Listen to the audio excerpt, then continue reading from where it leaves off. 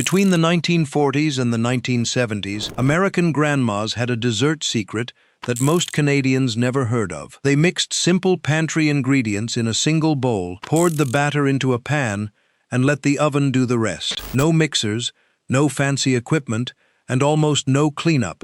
Magic cake baked into 3 layers all by itself. Hot fudge pudding cake created its own rich chocolate sauce. Every recipe used one bowl, one pan, and just a few everyday ingredients. By the 1990s, these simple one-bowl baking traditions had quietly disappeared from American kitchens. These are 30 forgotten one-bowl desserts Grandma made that almost nobody bakes anymore, starting with the very first one everyone requested. The fastest chocolate cake Grandma made used one bowl and 20 minutes start to finish. She dumped 2 cups of flour and 2 cups of sugar into a large bowl. Then she melted 1 stick of butter with half a cup of vegetable oil and 4 tablespoons of cocoa powder on the stove until it bubbled. She poured that hot chocolate mixture right over the dry ingredients and stirred hard with a wooden spoon. 2 eggs went in next. Then she dissolved 1 teaspoon of baking soda in half a cup of buttermilk and added that last. The whole thing mixed in one bowl in less than 5 minutes. She poured it into a jelly roll pan and baked it at 350 degrees for 20 minutes. While the cake was still hot, she spread chocolate frosting over the top so it melted into the cake. The strangest named cake Grandma made rose high in the oven, then fell completely flat when it cooled. She called it sad cake because it looked disappointed sitting in the pan with a sunken middle. Nobody cared what it looked like because it tasted like butter pecan candy bars. She beat 4 eggs with 2 cups of brown sugar in one bowl until the mixture turned golden like caramel. Then she stirred in 2 cups of Biscuits, 1 teaspoon of vanilla, 1 cup of chopped pecans, and 1 cup of coconut flakes. Everything mixed together in under 3 minutes. She poured the batter into a greased 9 by 13-inch pan and baked it at 350 degrees for 35 minutes. The cake puffed up like a soufflé, then collapsed as it cooled. The most mysterious cake Grandma made separated into 3 distinct layers from one simple batter. She called it magic cake because nobody understood how it worked. She beat 4 eggs with 1 cup of sugar in one bowl until the mixture turned pale and fluffy. Then she stirred in 1 stick of melted butter, 1 teaspoon of vanilla, and 3/4 cup of flour. The batter looked thick until she added 2 cups of lukewarm milk. Then it turned completely liquid and looked wrong. She poured the watery batter into a greased 9 by 9-inch pan and baked it at 325 degrees for 50 minutes. The magic happened in the oven. The batter separated into a dense custard layer on the bottom, sponge cake in the middle, and light cake on top. If you would like the full recipes for every one of these old-fashioned desserts, you will find them all in the Grandma's Kitchen Cookbook. The link is in the description below. Let's continue. The darkest chocolate cake Grandma made looked almost black when it came out of the oven. She called it black magic cake because the secret ingredient was hot coffee. She mixed 1 3/4 cups of flour with 2 cups of sugar and 3/4 cup of cocoa powder in one bowl. Then she added 2 eggs, 1 cup of buttermilk, half a cup of vegetable oil, and 2 teaspoons of vanilla. Everything stirred together until smooth. The last step made it magic. She boiled 1 cup of strong black coffee and stirred it into the batter. The batter turned thin and soupy, but she poured it into 2 greased cake pans anyway. It baked at 350 degrees for 30 minutes. The coffee made the chocolate taste deeper and richer than any other chocolate cake. The only cookie Grandma made without turning on the oven used 1 saucepan instead of 1 bowl. She brought 2 cups of sugar, half a cup of milk, 1 stick of butter, and 4 tablespoons of cocoa powder to a rolling boil on the stove. She let it boil for exactly 1 minute while she watched the clock. Then she removed the pan from the heat and stirred in 3 cups of quick oats, half a cup of peanut butter, and 1 teaspoon of vanilla. The mixture thickened as she stirred. She dropped spoonfuls onto waxed paper and let them cool for 30 minutes. The cookies hardened into chewy chocolate peanut butter treats that tasted like fudge. Kids loved them because they were ready to eat in less than an hour. These first 5 desserts proved Grandma could make incredible cakes and cookies using 1 bowl and basic ingredients. Texas sheet cake fed crowds. Sad cake tasted like candy. Magic cake defied physics. Black magic cake used coffee. No-bake cookies required no oven. The next 5 desserts were just as clever and quick. The richest cake Grandma made used a whole pound of butter and nothing else but eggs, sugar, and flour. She beat 1 pound of softened butter with 2 cups of sugar in 1 bowl until it turned pale and fluffy. Then she added 6 eggs one at a time and beat each one in completely before adding the next. She stirred in 3 cups of flour and 1 teaspoon of vanilla. The batter looked thick and smooth. She poured it into a greased tube pan and baked it at 325 degrees for 1 hour and 20 minutes. The cake came out dense and buttery with a golden crust. It stayed fresh for a week, wrapped in foil, and tasted even better on the second day. The easiest birthday cake Grandma made used 1 bowl and no electric mixer. She whisked 2 cups of flour with 1½ cups of sugar and 2 teaspoons of baking powder in 1 bowl. Then she added 3 eggs, 2/3 cup of vegetable oil, 1 cup of milk, and 2 teaspoons of vanilla extract. She stirred everything together with a wooden spoon until the batter turned smooth with no lumps. The whole thing took less than 5 minutes. She poured it into 2 greased cake pans and baked it at 350 degrees for 30 minutes. The cakes came out light and fluffy and perfect for layering with frosting. Kids requested this cake for every birthday because it tasted better than box mix. The fudgiest brownies Grandma made used 1 bowl and real chocolate instead of cocoa powder. She melted 1 stick of butter with 2 ounces of unsweetened baking chocolate in a saucepan on low heat. Then she poured the melted chocolate into 1 bowl and stirred in 1 cup of sugar. 2 eggs went in next, and she beat them hard until the mixture looked glossy. Then she added ½ cup of flour and a pinch of salt. The batter looked thick and fudgy.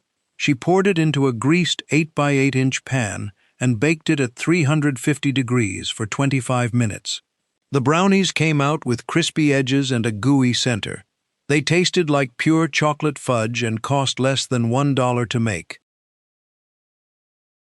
The moistest spice cake Grandma made stayed fresh for a week because of 1 secret ingredient.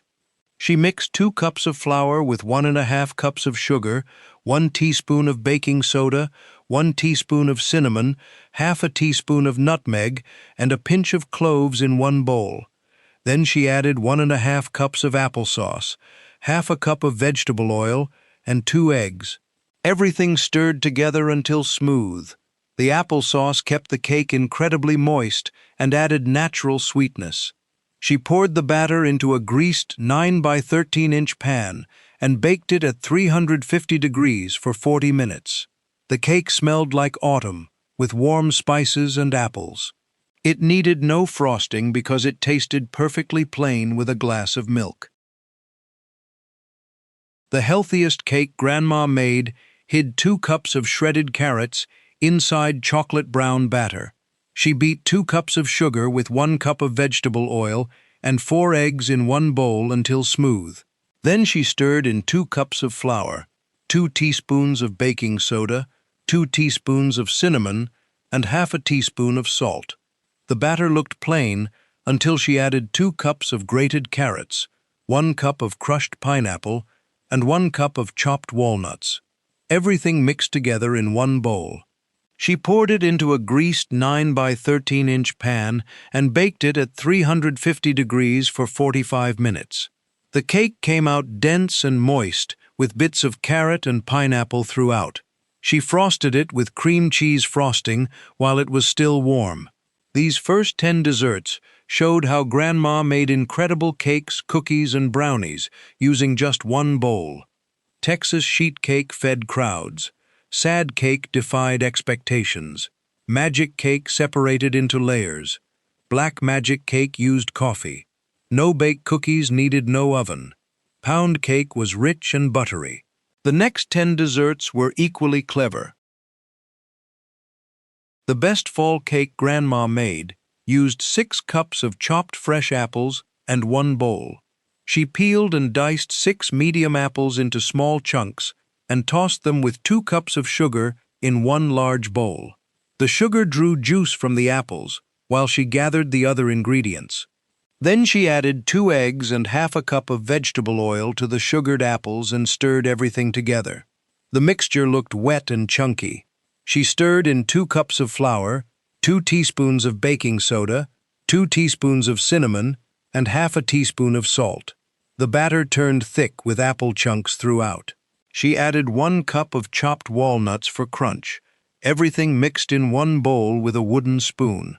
She poured the heavy batter into a greased 9 by 13-inch pan and baked it at 350 degrees for 50 minutes. The cake came out dense and moist with apples in every bite. It smelled like apple pie, but required no crust and no rolling pin. The apples released their juice during baking and kept the cake incredibly moist for days. She served it warm with vanilla ice cream or cold with a cup of coffee. The cake tasted best in October, when apples were cheap at roadside stands and farmers' markets. Kids loved finding big chunks of apple throughout the cake. It cost under $2 to make when apples were in season and fed 12 people easily. Nobody ever guessed the whole thing mixed in 1 bowl. The most popular cookies Grandma made used 1 bowl and 15 minutes from start to finish. She beat 1 stick of softened butter with half a cup of white sugar and half a cup of brown sugar in 1 bowl until creamy. Then she added 1 egg and 1 teaspoon of vanilla and beat it in. She stirred in 1½ cups of flour, half a teaspoon of baking soda, and a pinch of salt. The dough looked thick and smooth. Then came the best part. She dumped in 1 cup of chocolate chips and stirred them through the dough. Some grandmas added chopped walnuts, but most kids preferred just chocolate chips. She dropped rounded spoonfuls of dough onto greased cookie sheets, 2 inches apart. The cookies baked at 375 degrees for 10 minutes until the edges turned golden brown, but the centers still looked slightly underdone. That was the secret to chewy cookies. She let them cool on the pan for 5 minutes before moving them to a wire rack. The cookies stayed soft for 3 days, stored in a tin can with a tight lid. Kids came home from school and ate them warm with cold milk. The recipe made about 3 dozen cookies and cost less than $2. Grandma made these every week because they were fast and everyone loved them. The biggest cookie Grandma made used a cast-iron skillet and served 8 people from 1 giant cookie. She melted 1 stick of butter in a 10-inch cast-iron skillet on the stove, then poured it into 1 mixing bowl. She added 3/4 cup of brown sugar and 1 egg to the melted butter and stirred until smooth. Then she mixed in 1½ cups of flour, half a teaspoon of baking soda, and a pinch of salt. The dough looked thick, like regular cookie dough. She stirred in 1 cup of chocolate chips. Then she pressed the entire batch of dough into the same cast-iron skillet she had melted the butter in. She smoothed it flat with a spatula.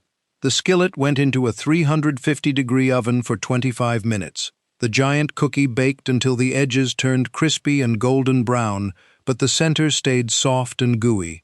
She let it cool in the skillet for 10 minutes, then served it warm right from the pan. Everyone got a wedge cut like pie. Kids loved it with vanilla ice cream on top that melted into the warm cookie. Adults ate it with coffee. The skillet cookie stayed warm longer than regular cookies because the cast iron held heat. It cost less than $2 and required only 1 bowl plus the skillet. Grandma made this on weekends when the whole family came over for dinner. The richest butterscotch cake Grandma made tasted like brown sugar candy. She beat 1 stick of softened butter with 2 cups of packed brown sugar in 1 bowl until it turned creamy and smooth. Then she added 3 eggs one at a time and beat each one in completely. She stirred in 2½ cups of flour, 2 teaspoons of baking powder, ½ teaspoon of salt, 1 cup of milk, and 2 teaspoons of vanilla extract. Everything mixed in 1 bowl with a wooden spoon. The batter looked golden brown from all the brown sugar. She poured it into a greased 9 by 13-inch pan and baked it at 350 degrees for 35 minutes. While the cake baked, she made butterscotch frosting by melting butter with brown sugar and milk on the stove. She spread the warm frosting over the hot cake so it soaked in and created a glossy coating. The cake tasted like butterscotch pudding in cake form. The brown sugar gave it deep caramel flavor that white sugar could never match. It stayed moist for 4 days and actually tasted better on the second day after the flavors developed. She served it plain or with whipped cream. Kids loved the butterscotch flavor. Adults appreciated that it was different from regular chocolate or vanilla cake. The whole thing cost under $2 to make and fed 12 people easily. If these classic grandma desserts brought back sweet memories, you can make every single one at home with the Grandma's Kitchen Cookbook. The link is in the description. Let's move on. The best breakfast cake Grandma made was loaded with fresh blueberries and used 1 bowl. She mixed 2 cups of flour with 3/4 cup of sugar, 2 teaspoons of baking powder, and ½ teaspoon of salt in 1 bowl. Then she added 1 egg, 1 cup of milk, and 1/3 cup of melted butter. She stirred everything together just until combined. The batter looked lumpy, which was exactly right.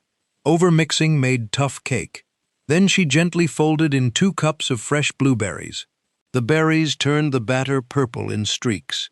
She poured it into a greased 9 by 9-inch pan and sprinkled the top with cinnamon sugar. The cake baked at 375 degrees for 35 minutes until a toothpick came out clean. It came out looking like a giant blueberry muffin. The top was crispy with cinnamon sugar, and the inside was tender with bursts of juicy blueberries throughout. She served it warm for breakfast with butter or cold as an afternoon snack. The blueberries kept the cake moist and added natural sweetness so it didn't need frosting. It tasted best in summer when fresh blueberries were cheap and abundant. Frozen blueberries worked too, but fresh ones tasted better. The cake cost under $2 when blueberries were in season and disappeared within 1 day because everyone ate slices for breakfast, snack, and dessert. These 10 desserts showed how Grandma turned simple ingredients into incredible cakes and cookies using just 1 bowl. Fresh apples made moist cake. Chocolate chips made perfect cookies. Cast-iron skillets made giant cookies. Butterscotch created caramel flavor. Blueberries turned into breakfast cake. The next 5 desserts were even more creative. The moistest quick bread Grandma made used 3 overripe bananas and 1 bowl. She mashed 3 black-spotted bananas with a fork in 1 bowl until they turned into lumpy puree. Then she stirred in 1/3 cup of melted butter. She added 1 egg and beat it into the banana mixture. Then she stirred in 3/4 cup of sugar, 1 teaspoon of vanilla, 1 teaspoon of baking soda, and a pinch of salt. The mixture smelled sweet and banana-y. She added 1½ cups of flour and stirred just until the dry ingredients disappeared. She never overmixed because that made the bread tough. Some grandmas added chopped walnuts or chocolate chips, but plain banana bread was perfect on its own. She poured the batter into a greased loaf pan and baked it at 350 degrees for 1 hour. The bread rose high and cracked down the middle, which meant it was perfect. It came out dark brown on top and golden inside, with intense banana flavor. The bread stayed moist for 4 days, wrapped in foil, and actually tasted better on the second day. She sliced it thick and served it for breakfast with butter or as an afternoon snack with coffee. Kids ate it plain.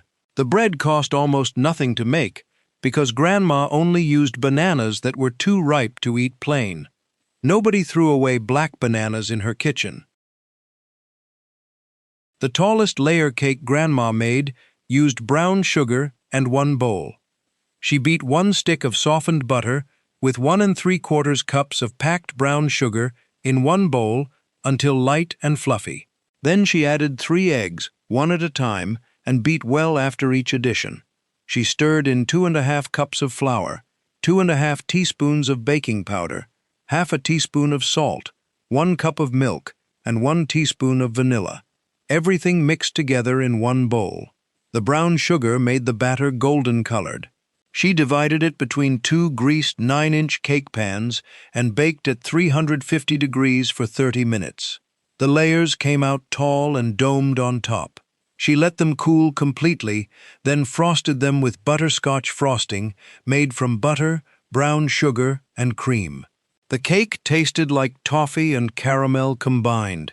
It was sweeter than vanilla cake, but not as heavy as chocolate.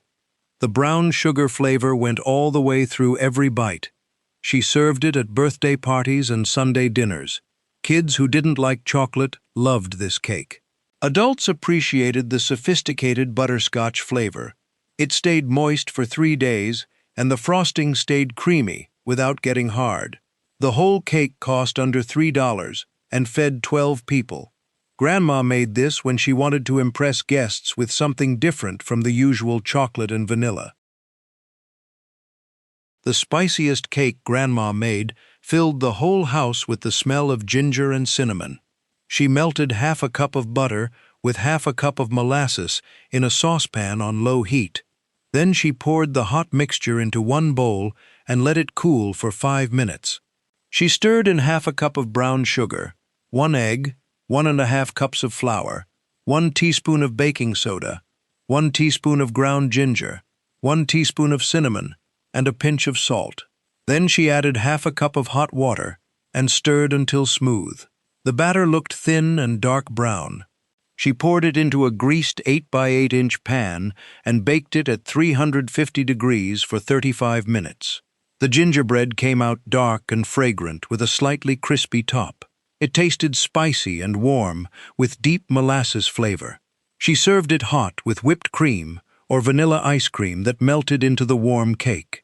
The cake tasted best in winter when the spices felt comforting. It stayed moist for 5 days, wrapped in foil. Some grandmas added chopped crystallized ginger for extra spice. Others drizzled lemon glaze over the top. Plain gingerbread with whipped cream was perfect on its own. The whole thing cost less than $1 to make and fed 8 people. The tangiest cake Grandma made used fresh lemon juice and 1 bowl. She mixed 2 cups of flour with 1 1/2 cups of sugar and 2 teaspoons of baking powder in 1 bowl. Then she added 3 eggs, 2/3 cup of vegetable oil, 2/3 cup of milk, the zest of 2 lemons, and the juice of 1 lemon. She stirred everything together until smooth. The batter smelled bright and citrusy. She poured it into a greased 9 by 13-inch pan and baked it at 350 degrees for 30 minutes. While the cake baked, she made lemon glaze by mixing powdered sugar with fresh lemon juice. She poked holes all over the hot cake with a fork, then poured the glaze over it. The glaze soaked into the holes and made the cake incredibly moist. The cake tasted like lemon bars, but softer and more cake-like. It was sweet and tart at the same time. She served it cold from the refrigerator in summer, when something light and refreshing tasted better than heavy chocolate cake. The lemon flavor was strong enough to taste bright, but not so sour it made you pucker. Kids loved it in summer. Adults ate it with iced tea on hot afternoons. The whole cake cost under $2 and stayed fresh for 4 days in the refrigerator. The fastest cookies Grandma made used 3 ingredients and 1 bowl. She mixed 1 cup of peanut butter with 1 cup of sugar and 1 egg in 1 bowl until it formed a thick dough. That was it. No flour. No butter, no vanilla, just peanut butter, sugar, and egg. She rolled the dough into balls and placed them on an ungreased cookie sheet. Then she pressed each ball flat with a fork, making a crisscross pattern on top. The cookies baked at 350 degrees for 10 minutes until the edges turned golden brown. They came out soft and chewy, with intense peanut butter flavor. The cookies stayed soft for 3 days, stored in a tin. They were naturally gluten-free before anyone cared about gluten. Kids loved them because they tasted like peanut butter candy. Adults loved them because they took less than 15 minutes from start to finish. Some grandmas added chocolate chips or chopped peanuts, but the plain 3-ingredient version was perfect. The cookies cost less than $1 to make and produced about 2 dozen. Grandma made these when she needed cookies fast and didn't want to drag out the flour canister and measuring cups. 3 ingredients mixed in one bowl and baked for 10 minutes. Done. These 20 desserts proved Grandma could make anything using one bowl and simple ingredients. Banana bread used overripe fruit. Butterscotch cake tasted like toffee. Gingerbread filled the house with spice. Lemon cake tasted bright and tangy. Peanut butter cookies needed only 3 ingredients. The final 10 desserts completed the collection. The strangest cake Grandma made had oatmeal baked inside and broiled coconut frosting on top. She poured 1 1/4 cups of boiling water over 1 cup of quick oats in one bowl and let it sit for 20 minutes, while the oats absorbed all the water and turned soft. Then she stirred in 1 stick of softened butter until it melted into the warm oats. She added 1 cup of white sugar, 1 cup of brown sugar, and 2 eggs. Everything mixed together until smooth. Then she stirred in 1 1/2 cups of flour, 1 teaspoon of baking soda, 1 teaspoon of cinnamon, and half a teaspoon of salt. The batter looked thick with visible oat flakes throughout. She poured it into a greased 9 by 13-inch pan and baked it at 350 degrees for 40 minutes. The cake came out plain and unimpressive looking. Then came the magic part. She made broiled frosting by mixing 1 stick of melted butter with 1 cup of brown sugar, 1 cup of shredded coconut, half a cup of chopped pecans, and enough cream to make it spreadable. She spread this mixture over the hot cake, then put the whole pan under the broiler for 3 minutes. The frosting bubbled and turned golden brown and caramelized. It smelled like toasted coconut and burnt sugar. The broiled topping hardened as it cooled and created a crunchy coconut crust on top of soft oatmeal cake. The combination was addictive. The cake tasted wholesome because of the oats, but decadent because of the caramelized coconut topping. Kids scraped off the coconut topping first, then ate the cake. Adults ate it all together in one bite. The oats kept the cake incredibly moist for days.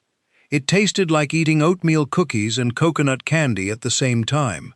Grandma made this for special occasions when she wanted something impressive that still used one bowl. The cake cost under $2 and fed 12 people. Nobody ever guessed it had oatmeal inside until she told them. The broiled topping was what made it special and different from every other cake. Some grandmas skipped the pecans to save money. Others added extra coconut because their families loved it. The cake appeared at potlucks and church dinners throughout the Midwest. It stayed popular from the 1950s through the 1980s, then disappeared when younger cooks stopped making cakes from scratch. The recipe lived in handwritten recipe boxes and spiral-bound community cookbooks. Today, most people have never heard of oatmeal cake with broiled coconut frosting, even though their grandmothers made it constantly. Comment below if your grandma made oatmeal cake with that amazing broiled coconut topping. The easiest fruit dessert Grandma made mixed everything in one bowl, then baked itself into cobbler. She melted 1 stick of butter in a 9 by 9-inch baking dish in the oven while it preheated. Then she mixed 1 cup of flour, 1 cup of sugar, 1 cup of milk, and 2 teaspoons of baking powder in one bowl. The batter looked thin like pancake batter. She poured the melted butter from the hot baking dish into the batter and stirred it in. Then she poured the batter back into the buttered dish.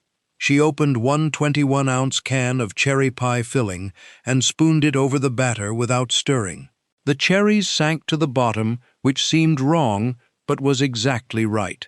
The dish went into a 350-degree oven for 45 minutes. Magic happened while it baked. The batter rose up around the cherries and turned golden brown on top. The cherries stayed on the bottom and created a sauce. When it came out of the oven, it looked like proper cobbler, with cake on top and fruit on the bottom, even though she had poured the batter in first. The cobbler served warm with vanilla ice cream that melted into the hot cherries. The cake part tasted buttery and sweet. The cherry part tasted like pie filling. Together they were perfect. She made this with peaches, blueberries, or blackberries, depending on what was on sale. The cobbler cost less than $2 and fed 8 people. Kids loved it because it tasted like pie without the crust. Adults loved it because it mixed in one bowl and required no fancy techniques. Grandma made this year-round because canned pie filling worked just as well as fresh fruit. The recipe appeared in every community cookbook between 1960 and 1985. Church ladies made it for potlucks because it traveled well and reheated perfectly. Some grandmas used self-rising flour and skipped the baking powder. Others added a teaspoon of vanilla to the batter for extra flavor. A few scattered fresh berries over the top before baking when berries were in season and cheap. The cobbler never failed. Even beginners could make it successfully on the first try. It required no rolling pins, no pie crusts, no lattice work, and no advanced baking skills. Just one bowl, one baking dish, and 45 minutes in the oven. The dessert disappeared by 1990 when people started buying frozen cobblers from grocery stores instead of making them from scratch. Comment below if your grandma made this self-saucing cherry cobbler that mixed in one bowl. The sweetest quick bread Grandma made was studded with chopped dates and walnuts throughout. She poured 1 cup of boiling water over 1 cup of chopped dates in one bowl and let them soak for 15 minutes until soft. The dates plumped up and absorbed the water. Then she stirred in 1 egg, 3/4 cup of brown sugar, and 2 tablespoons of melted butter. She added 2 cups of flour, 1 teaspoon of baking soda, half a teaspoon of salt, and 1 cup of chopped walnuts. Everything mixed together in the same bowl. The batter looked thick and chunky with dates and nuts throughout. She poured it into a greased loaf pan and baked it at 350 degrees for 1 hour. The bread came out dark brown with a cracked top. It smelled like caramel from the dates and brown sugar. The dates melted into the bread during baking and created pockets of sweetness throughout. The walnuts added crunch. She sliced it thin and served it with butter or cream cheese. Some grandmas made date nut bread for Christmas and gave loaves as gifts, wrapped in waxed paper and tied with string. Others made it year-round because dates were cheap and lasted forever in the pantry. The bread stayed moist for a week wrapped in foil and actually tasted better after a day or two. It was dense and filling, so 1 slice was enough. Kids either loved it or hated it, depending on whether they liked dates. Adults appreciated the old-fashioned flavor that reminded them of their own grandmothers. The bread cost under $2 to make and produced 1 large loaf that served 12 people in thin slices. Grandma made this when she wanted something that felt special, but used simple pantry ingredients. Date nut bread appeared in cookbooks from the 1930s through the 1970s, then slowly disappeared. Younger generations stopped buying dates and stopped making date nut bread. The recipe lived in old community cookbooks and handwritten recipe cards stored in kitchen drawers. Some families still make it at Christmas because their grandmothers did. Most people under 40 have never tasted date nut bread, even though it was incredibly popular for 50 years. The bread represented Depression-era baking, when cooks used inexpensive ingredients, like dates and walnuts, to create special treats. Today, dates seem old-fashioned, and date nut bread feels like something from another era. Comment below if your grandma made date nut bread and gave loaves as Christmas gifts. If you are looking for the complete recipes, ingredient lists, and step-by-step instructions, they are all inside the Grandma's Kitchen Cookbook. You'll find the link in the description below. The tallest cake Grandma made for special occasions used coconut 3 different ways in one bowl. She beat 1 stick of softened butter with 1½ cups of sugar in one bowl until light and fluffy. Then she added 4 eggs, 1 at a time, and beat well after each addition. She stirred in 2½ cups of flour, 2 teaspoons of baking powder, ½ teaspoon of salt, 1 cup of coconut milk, and 1 teaspoon of vanilla. Then she folded in 1 cup of sweetened shredded coconut. Everything mixed in one bowl. The batter smelled like coconut and looked thick with shredded coconut throughout. She divided it between 3 greased 9-inch cake pans and baked at 350 degrees for 25 minutes. The layers came out tall and golden. She let them cool completely, then frosted them with 7-minute frosting made from egg whites and sugar beaten over boiling water. The frosting turned white and fluffy, like marshmallow. She spread it between the layers and all over the outside of the cake, then pressed sweetened, shredded coconut all over the frosting. The finished cake looked like a snowball covered in coconut. It was tall and impressive, and tasted like coconut cream pie in cake form. The cake layers were tender with coconut flavor baked in. The frosting was sweet and light. The coconut coating added texture. She made this for Easter, Mother's Day, and special birthdays. It took more time than sheet cakes, but still used only 1 bowl for the batter. The cake cost under $3 and fed 16 people. Everyone took pictures of it before cutting into it because it looked too beautiful to destroy. The cake appeared at Southern church dinners and special celebrations from the 1950s through the 1980s. Then it disappeared when people stopped making layer cakes from scratch. Bakery cakes replaced homemade coconut layer cakes. The recipe required patience to make 3 layers and frost them properly. Younger cooks didn't want to spend that much time on one cake. They bought sheet cakes from grocery stores instead. But Grandma's coconut layer cake tasted better than any bakery version. The homemade layers were more tender. The 7-minute frosting was lighter than buttercream. The fresh coconut coating tasted better than artificial coconut flavor. Comment below if your grandma made towering coconut layer cakes for special occasions. The warmest smelling cake Grandma made filled the house with cinnamon, nutmeg, and cloves. She beat 1 stick of softened butter with 1½ cups of brown sugar in one bowl until creamy. Then she added 2 eggs and beat them in completely. She stirred in 2 cups of flour, 1 teaspoon of baking soda, 1 teaspoon of cinnamon, ½ teaspoon of nutmeg, 1/4 teaspoon of cloves, ½ teaspoon of salt, and 1 cup of buttermilk. Everything mixed together in one bowl. The batter smelled like pumpkin pie spice and looked dark from the brown sugar and spices. She poured it into a greased 9 by 13-inch pan and baked at 350 degrees for 35 minutes. The cake came out fragrant and deeply flavored with warm spices. She frosted it with cream cheese frosting while it was still slightly warm, so the frosting melted into the cake. The combination of spiced cake and tangy cream cheese frosting was perfect. The cake tasted like fall, even when she made it in summer. It was less sweet than chocolate or vanilla cake, but more interesting because of all the spices. She served it at Thanksgiving and Christmas, but also made it year-round when she wanted something comforting. The spices made the whole house smell like baking, even hours after the cake came out of the oven. Kids loved it with extra frosting. Adults ate it with coffee and appreciated the complex spice flavors. The cake stayed moist for 4 days because the brown sugar and buttermilk kept it from drying out. Some grandmas added raisins or chopped apples to the batter. Others kept it plain and let the spices be the star. The cake cost under $2 to make and fed 12 people easily.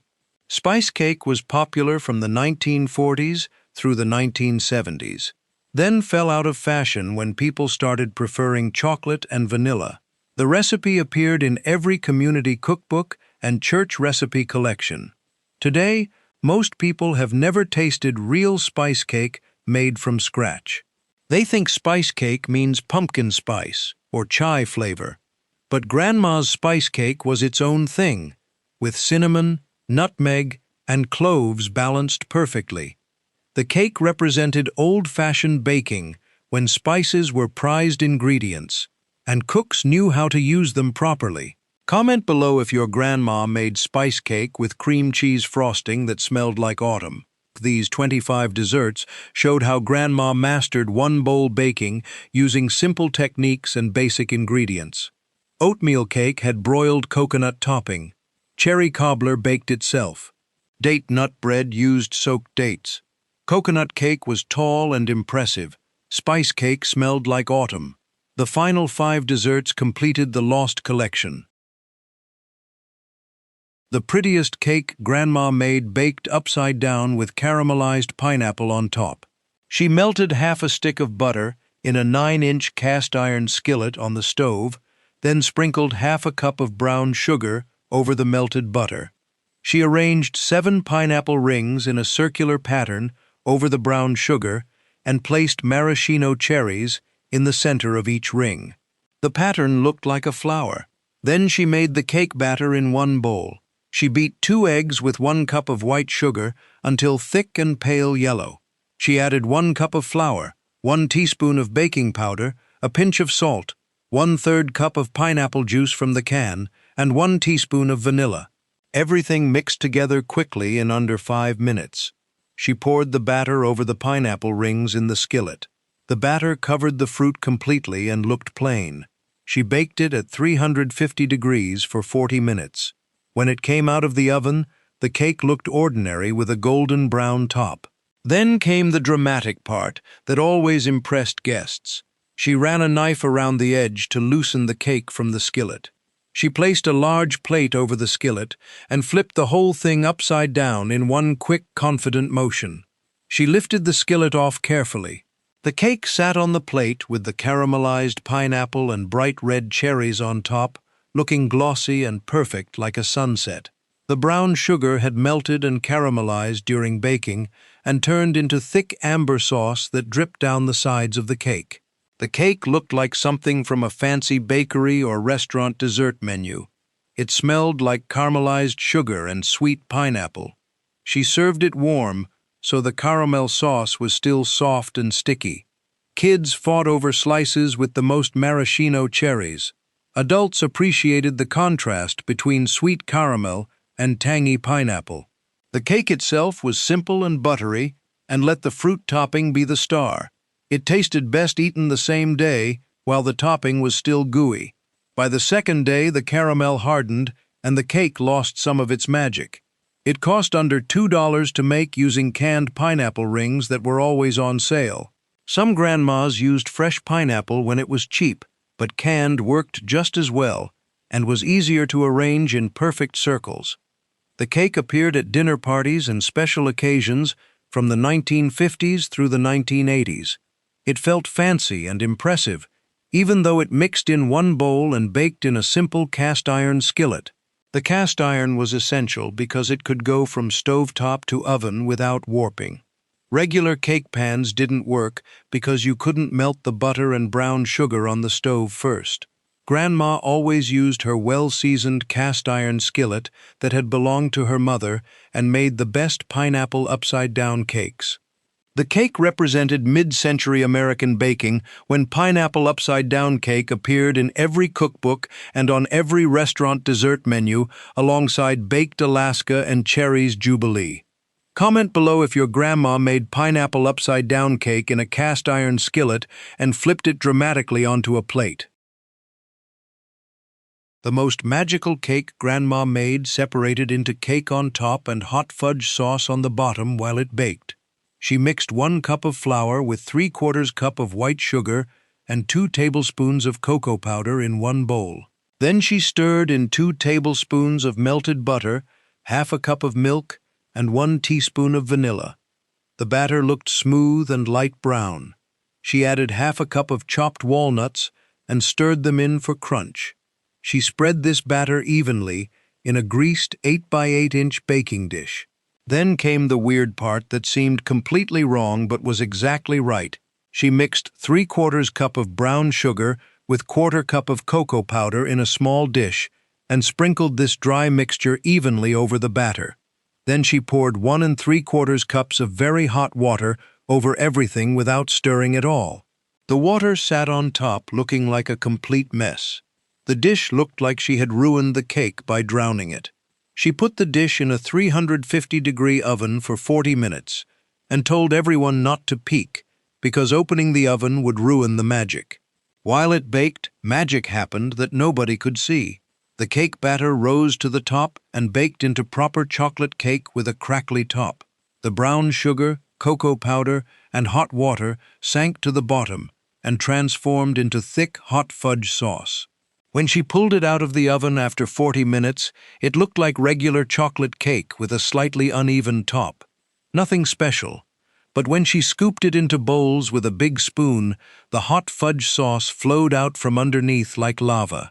Each serving had fluffy chocolate cake on top and rich pudding sauce on the bottom. She served it immediately while it was still hot, with big scoops of vanilla ice cream that melted into the hot fudge sauce and created rivers of cream. The combination of warm cake, hot fudge, cold ice cream, and crunchy walnuts was absolute perfection. Kids couldn't believe cake could make its own sauce and thought Grandma was doing magic tricks in the kitchen. Adults were impressed by the technique and asked for the recipe. The dessert cost less than $1 to make and served 6 people generously with enough for seconds. Some grandmas added chocolate chips to the batter for extra chocolate intensity. Others skipped the walnuts to keep it smooth. The recipe appeared in community cookbooks throughout the 1960s and 70s, under various names like pudding cake, hot fudge cake, self-saucing chocolate cake, or lava cake. Every version used the same counterintuitive technique of pouring hot water over batter, then baking it without stirring. The water seemed like it would ruin everything, but instead it created the miracle sauce underneath. Grandma made this when she wanted to impress dinner guests with minimal effort and maximum wow factor. 1 bowl, 1 baking dish, 40 minutes, and everyone thought she was a genius baker. Comment below if your grandma made self-saucing chocolate pudding cake that seemed like magic. The moistest summer cake Grandma made used a whole container of strawberry yogurt in 1 bowl. She mixed 2 cups of flour with 1½ cups of sugar and 2 teaspoons of baking powder in 1 large bowl. Then she added 3 eggs, 2/3 cup of vegetable oil, 1 6-ounce container of strawberry yogurt, and 1 teaspoon of vanilla extract. Everything stirred together until smooth and uniform. The yogurt made the batter turn pale pink and kept it incredibly moist during baking. She folded in 1 cup of fresh strawberries, cut into small pieces. The batter turned pinker, with bright red strawberry chunks visible throughout. She poured it into a greased 9 by 13 inch pan and baked at 350 degrees for 35 minutes. The cake came out light pink and fragrant, with fresh strawberries baked into every slice. It smelled like summer and strawberry fields. The yogurt kept it so moist it almost seemed underbaked, even when a toothpick came out clean. That was just how moist it was supposed to be. She served it plain, or dusted with powdered sugar for a simple presentation. Some grandmas made pink glaze with powdered sugar mixed with strawberry juice squeezed from the fresh berries. Others topped each slice with whipped cream and a fresh strawberry. Plain strawberry yogurt cake was perfect on its own, without any additions. The cake tasted best in June, when fresh strawberries were cheap and abundant at farmers' markets and roadside stands. Frozen strawberries worked in winter, but fresh ones tasted sweeter and looked prettier with their bright red color throughout the pink cake. Kids loved the bright pink color that looked like birthday cake and the sweet strawberry flavor. Adults appreciated how light and refreshing it was compared to heavy chocolate cakes and dense pound cakes. The yogurt tang balanced the sweetness perfectly and kept it from being cloying. The fresh strawberries added texture and natural fruit flavor. The cake stayed moist for 3 days in the refrigerator and actually tasted better cold the next day after the flavors melded together. It cost under $2 to make when strawberries were in season and on sale. Strawberry yogurt cake appeared in cookbooks during the 1970s and 80s, when flavored yogurt became mainstream and moved from health food stores into regular supermarkets. Grandmas experimented with different yogurt flavors in cakes. Lemon yogurt made tangy lemon cake. Blueberry yogurt made blueberry cake. Peach yogurt made peach cake. But strawberry was always the most popular, especially with children. The cake represented the era when yogurt transformed from hippie health food into everyday ingredient that home bakers incorporated into traditional recipes. The yogurt replaced some of the oil and eggs and added moisture, tang, and flavor without making the cake taste like yogurt. Comment below if your grandma made pink strawberry yogurt cake every summer when strawberries were fresh and cheap. The nuttiest cake Grandma made was loaded with chopped walnuts and warm spices mixed in one bowl. She beat 1 stick of softened butter with 1½ cups of packed brown sugar in one bowl until creamy and smooth. Then she added 3 eggs, 1 at a time, and beat well after each addition until the mixture looked fluffy. She stirred in 2 cups of flour, 2 teaspoons of baking powder, 1 teaspoon of cinnamon, ½ a teaspoon of nutmeg, 1/4 teaspoon of ground cloves, ½ a teaspoon of salt, and 1 cup of whole milk. Then she folded in 1½ cups of chopped walnuts. Everything mixed in one bowl without making a mess. The batter looked thick and chunky with walnut pieces visible throughout.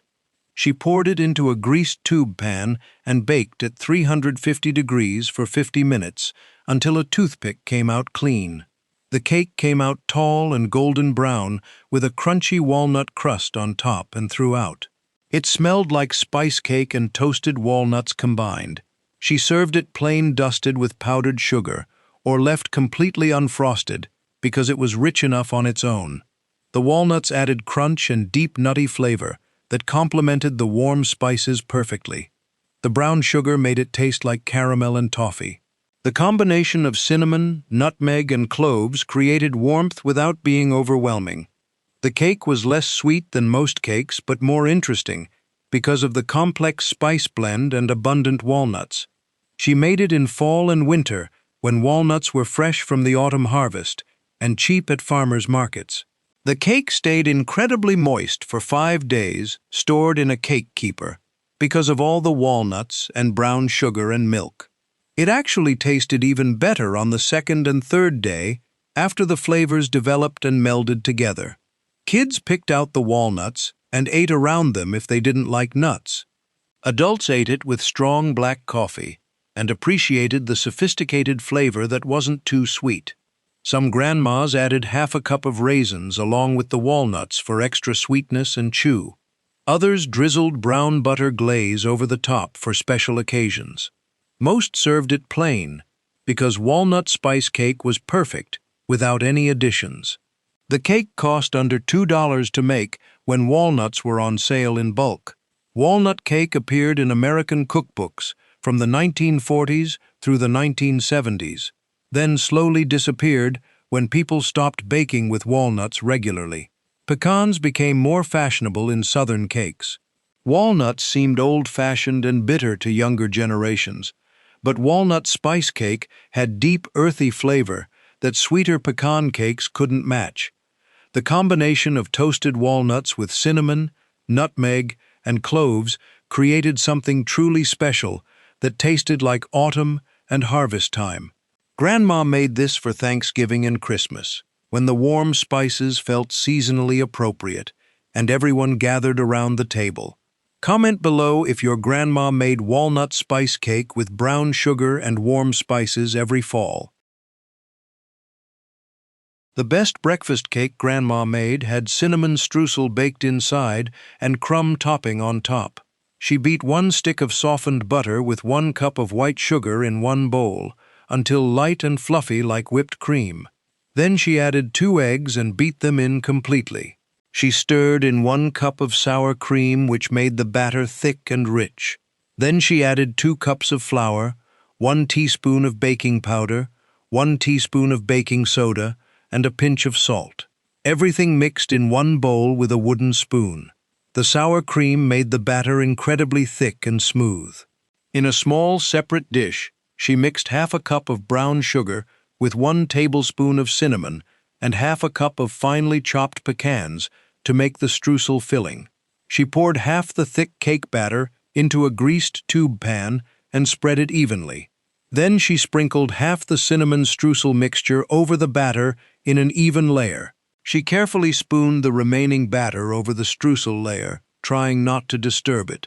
Then she sprinkled the rest of the streusel over the top.